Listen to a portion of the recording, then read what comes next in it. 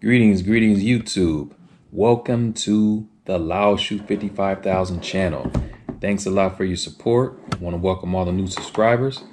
There's a lot of new people here. So I want to share some things with you guys, those of you who are new and you just now getting settled in here.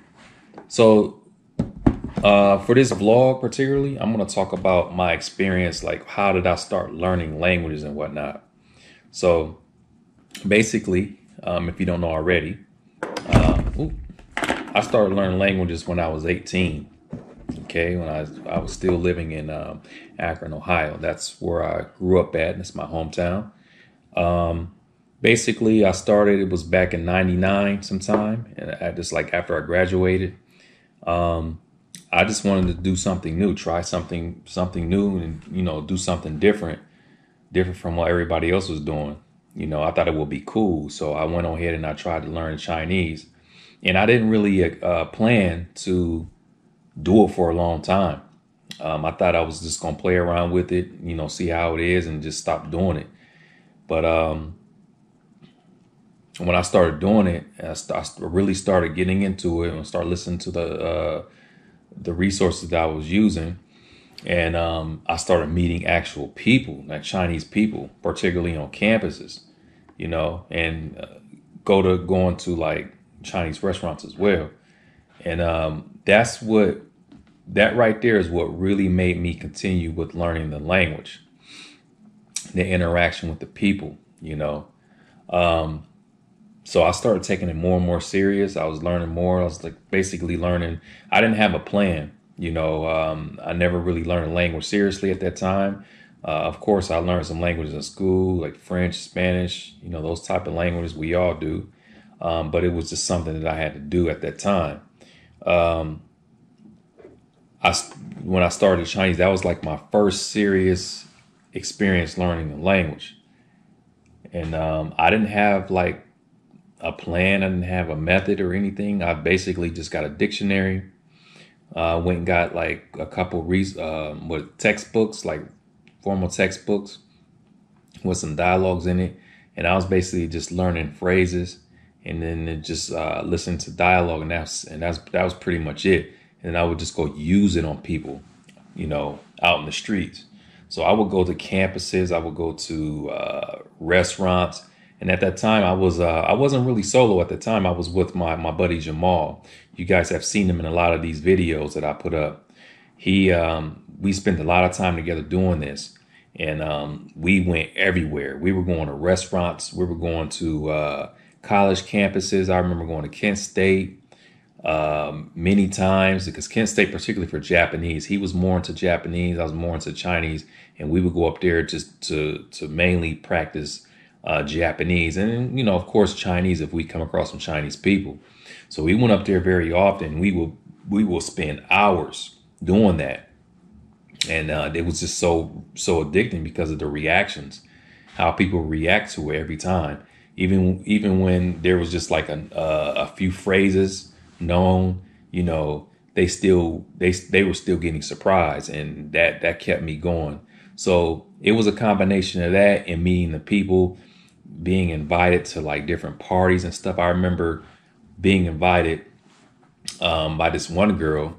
She was, I think she was a graduate student at the time. It was just normal situation. I saw her, walked up to her. She was working in the engineering building, I believe, or the polymer engineering building. And, regular stuff, asking her what time it is and what time the place closes and stuff like that. And then I just started using the Chinese that I learned. And I didn't really know a whole lot at that time. I just used what I knew. And then she was like real surprised. And she was like, "Oh, that's awesome. You learned Chinese." And then like she had invited me to her place because she said that she was going to be cooking and there was going to be a lot of Chinese people there. So she like gave me her email address, and her phone number. No, she gave me her email address, phone number, and address. She gave me everything. And at first I'm thinking like, man, this is kind of weird. I don't really know this girl. And I said, okay, whatever. I might go. So I basically sent her an email first, and to see if she was still doing that party. And She said, yeah. She said, come on over. So I went over there. It was like a house full of Chinese people, all Chinese people, no English being spoken. And they were in there watching Chinese, I can't even remember the thing. It was like Eat, Drink, something. I can't remember the name of the Chinese movie. It was an old Chinese movie they were watching. And I was in there just chilling. And there's a Chinese guy sitting there. I was talking to him, you know, and everybody was speaking Chinese. I couldn't really understand anything.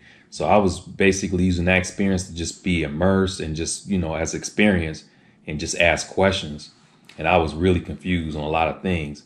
But when I started doing that, interacting with those people like that, that really pulled me in, and it really gave me the motivation to keep going with that language. Like I said, when I first started, I didn't have any intentions on doing it for a long time. I even had people discouraging me. They were telling me, oh, you know, I had people in my own family telling me that and asking me, like, why would you learn their language? You know, they don't like black people and stuff like that. This is what they were saying to me. So, you know, I was like, okay, whatever. You know, I could have easily listened to it and say, okay, you're right, maybe I won't do it. But I chose to ignore that, and I just continued on with what I wanted to do. And I'm glad I did, because that decision has brought me a long way in life. You know, I've come a long way based off of that one decision to keep going with Chinese, because what happened was Chinese, by me learning that opened up other doors. That opened up other doors. How did it open up other doors? So look, Chinese was the only language I wanted to learn. Now, when we were going around and, you know, leveling up, as we say, leveling up, doing that, there will be times where we will meet Korean people and Vietnamese people. And, you know, I'm trying to practice Chinese with them, and, you know, knowing that they're not Chinese. I was asking where they're from. They said, oh, I'm from Vietnam, or I'm from Korea. You know, some people were saying, oh, I'm from Japan. And I said, man, I need to learn some other languages, like at least some phrases or whatever. And that's how it all started. I started learning like phrases, hello, goodbye, just basic stuff in many different languages. And then, you know, I was able to say something to them. I was able to say something to them native speakers whenever I came across them. So that's how it all started. You know, that's how it all started. So just off of the one decision, like I said, to keep going with the Chinese, there's no telling. You know, maybe I will still be learning languages. Maybe I still will be where I am now, but the decisions are very, very are crucial, you know, and following your heart and not really listening to anybody. But that's how I started. That's how my whole language journey started. And I'm still doing it. I'm 38 now, and I started at 18. So I've been at it for a long time, and I'm still learning. I'm still adding to my experience. I'm still adding to, you know, my knowledge and everything. So yeah, that's my story, and that's how I got started with the Chinese. And you know, Chinese, it's, you know, a lot of people say that it's the most difficult language in the world. It actually isn't. You know, I like to look at languages in aspects.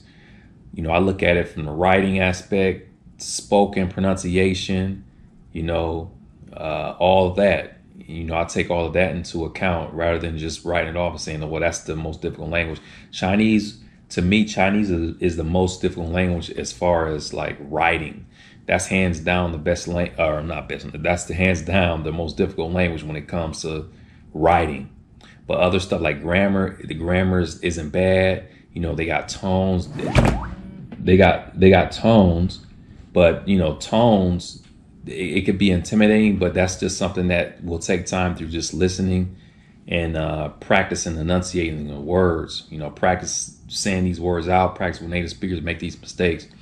But the writing is definitely hard, but it's not the most difficult language in the world. It's one of the most difficult languages in the world. So that's what I have to say about that. Yeah, that's it. I don't want to make this video too long. We're going into 10 minutes. And yeah, so every week I will be making a vlog like this, particularly on Tuesdays. And I want to add some subtitles to these videos. I'm not sure if I'm going to be able to get the subtitles done today. It's probably going to be another day or two before subtitles show up on this video. So Thanks for viewing. If you guys have any questions, let me know. Otherwise, I will see you in the next video. Peace out. Lao Shu.